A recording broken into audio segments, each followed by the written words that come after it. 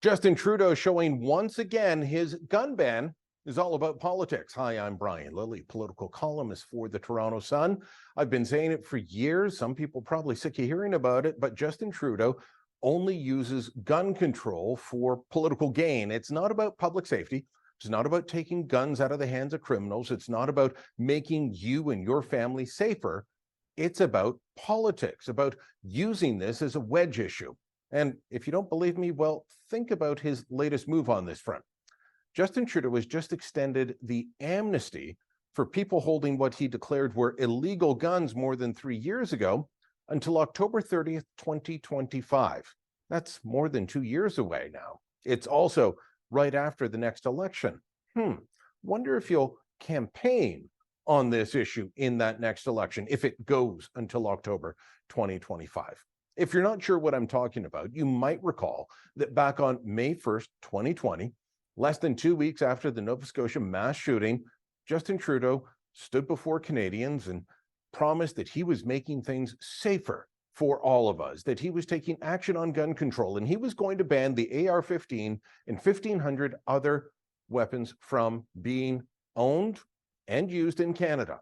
He called them military-style assault weapons. Now, that's a made-up term. It has no definition other than what he claims it means. But these weapons were so dangerous, he said, they're just used to kill as many people as possible. They shouldn't be in anybody's hands. So we have to get rid of them. Except he never had a plan for getting them out of the gun safes of the more than 2 million licensed gun owners in Canada.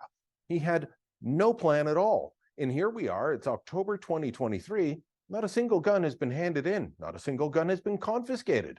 Why? Because the government doesn't know how to do it. They asked Canada Post. They said no. They asked the Canadian Armed Forces. They said no. The RCMP doesn't have the ability to do it. Neither do local police forces who are busy dealing with actual criminals across the country.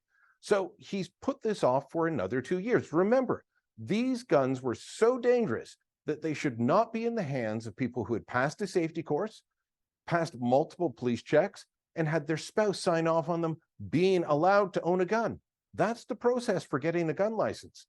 But Trudeau said these guns were too dangerous. They've got to be taken off the streets. 3.5 years later, they're still in the same gun safes. They're just not allowed to be taken to the range or used in hunting.